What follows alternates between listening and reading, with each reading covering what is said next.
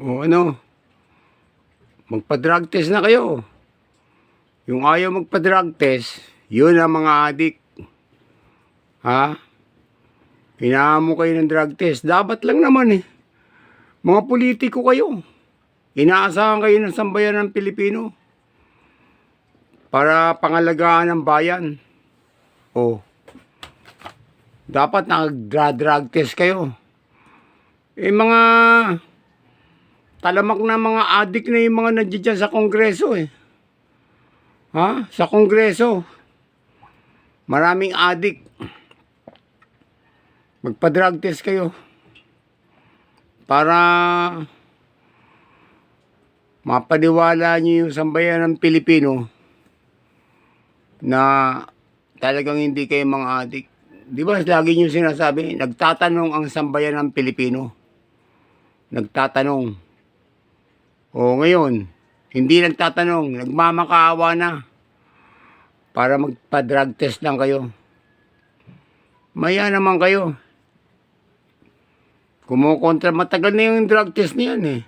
Dapat, bago pa lang tatakbo, pupunta kayo sa COMELEC para mag-apply ng kandidatura.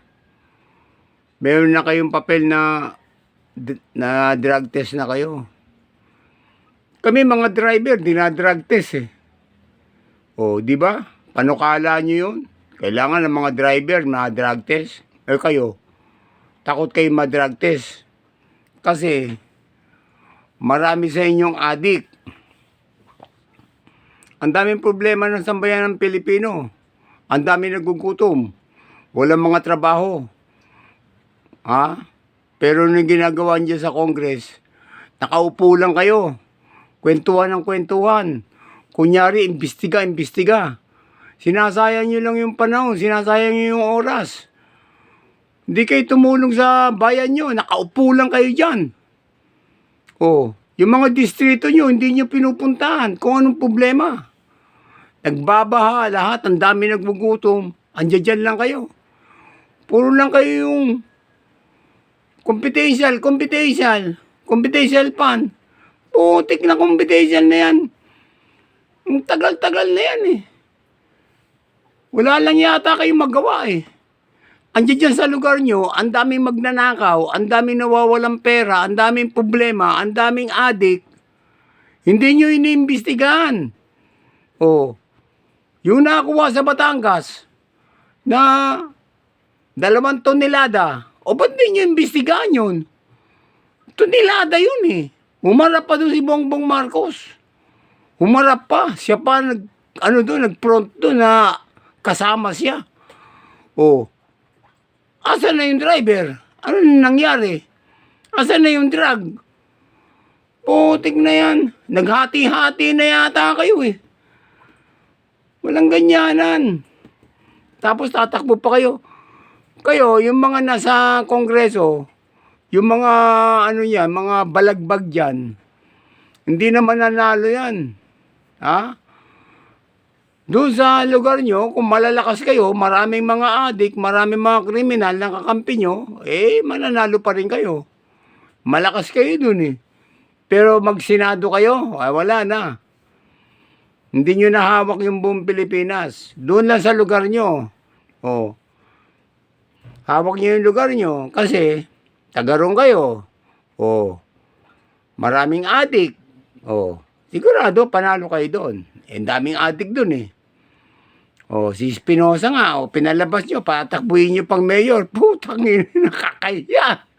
Sa buong mundo, nakakaya sa ibang bansa. Pinakawalan nyo yung mga drug lord, tapos patatakbuhin nyo. Tapos si Kibuloy, mahiya ka naman, Kibuloy, sabihin nyo. Hindi naman adik yun. Hindi naman kriminal yun. O sabihin nyo, nakakahiya. Kayo yung nakakahiya eh. Pinakawalan nyo yung mga drug lord, ba't hindi nyo papakawalan lahat ng lahat ng kriminal sa Muntinlupa? Pakawalan nyo na at boboto sigurado sa inyo yun. O para manalo kayo. Kakahiya kayo eh. Putang kakapal ng mukha nyo, nakapwesto kayo dyan, kitang-kita yung mga mukha nyo. Yung mga tao, sinasabi ng mga tao, yun na naman yung mga gago. Nakapwesto na naman yung mga drug lord, yung mga kriminal. Di yung drug lord, sasabihin mo, o user ka lang ha, user ka lang ha. Putik na. Hindi naman kayo nahihiya, maawa naman kayo sa bayan ng Pilipino. Ang dami na magnanakaw dyan sa loob ng Kongreso ah. O, inaamo kayo ng drug test. Magpa-drug test kayo lahat. O, Euro test. O, sabi nyo, baliw. O, sige, magpa-Euro kayo lahat. Ako, umabroad ako. Ang dami bumagsak sa Euro. O, ang dami bumabagsak dyan. Engineer nga namin, bumagsak dyan eh. O, o yan, sasabihin ko. Akala niya yung Euro test. Basta-basta yan. Utak-utak talaga ginagamit dyan. Walang cum laude dyan. Oh, hinahamon kayo, magpa-Euro test kayo. Para malaman kung sino talagang baliw. Kung di ba naman kayo mga baliw, sinasayang nyo yung pera ng bayan. Lagi lang kayo nakaupo dyan sa aircon. Kainan lang kayo ng kainan. Kunyari, nag-iimbestiga. Ang lalayo naman ng pinag-uusapan nyo. Wala naman naniniwala sa inyo eh. Bumibili kayo ng mga ebidensya.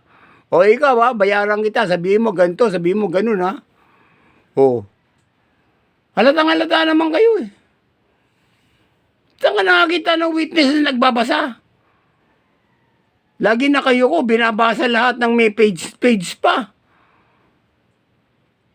Pinagluloko niyo yung mga tao kasi mga adik kayo eh. Mga adik na magnanakaw. Mga baliw. Kayo yung mga baliw eh. Meron dyan na convicted na. Ang kakapal ng mukha nyo. O, meron dyan mga MP eh. Rebelde. O, hit squad. Dating bata ni, Alex Bongkayaw. Puta kasama nyo. Ang kakapal naman ng mukha nyo. Eh, ilan na ba napatay niyan? Mga tao na yan. Ito naman isang baliw na to. O ilan na ba yung naiakyat mo sa bundok? Ilan na rin yung patay? Galit na galit kay Duterte kasi nagsisuko yung mga MPA. Natakot. Pati Abu Sayyaf, natakot. O, kaya galit na galit kayo kasi wala na kayong income. Ang sarap ng income nyo dyan eh. Nakaupo lang kayo, may dumarating ng pera. Mga negosyante, tinatakot nyo. O, revolutionary tax, sabi nyo, revolutionary tax, ang dami niyan. Yung mga mahihirap naman, hihingan nyo ng bigas. Hinihingan yung mga manok. Kung ano na kukuha nyo doon, kukunin nyo. Pag kursunada nyo yung anak, kukunin nyo rin. Kawawa naman yung taong bayan sa inyo Naubos na nga yung mga kriminal na yan, mga tulisan na yan Inubos ni Duterte Galit na galit kayo.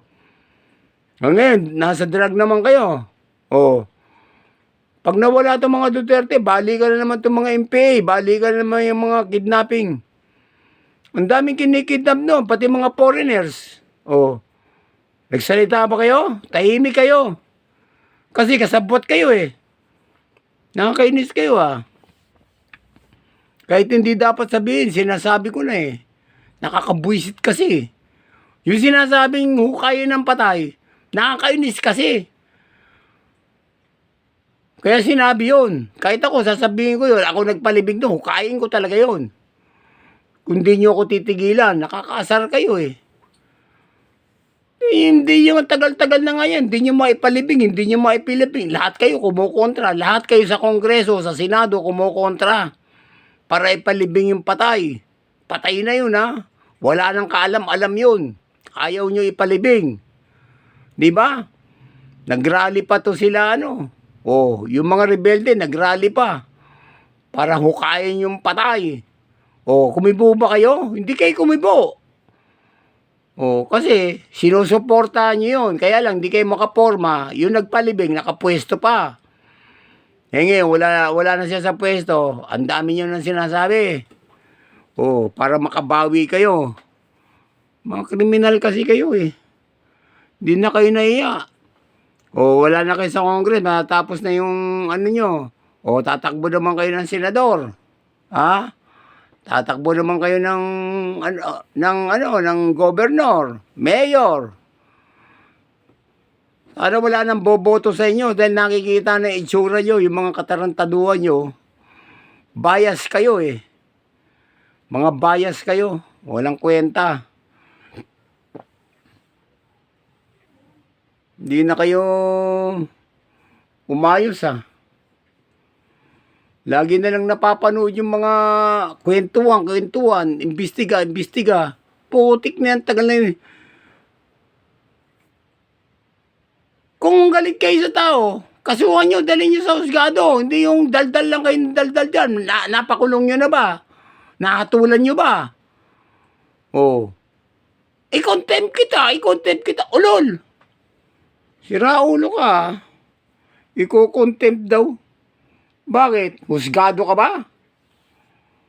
Hindi ba alam na merong batas na illegal detention? Ha? Kayo rin ang gumawa nun ah. Yung illegal detention na, ba't ginagawa nyo? Oh, tama ba yon? Mga taon to. Nakakainis kayo, malis na nga kayo dyan sa kinaupuan nyo. Wala naman kayong kalatulato. Sa bagay, konting panahon na lang, wala na kayo. Mga ulol kayo. Hahabulin din kayo ng karma. Hahabulin din kayo ng batas sa mga katarantaduhan nyo. Mag-intay-intay lang kayo. Mahahabol din kayo mga ulol.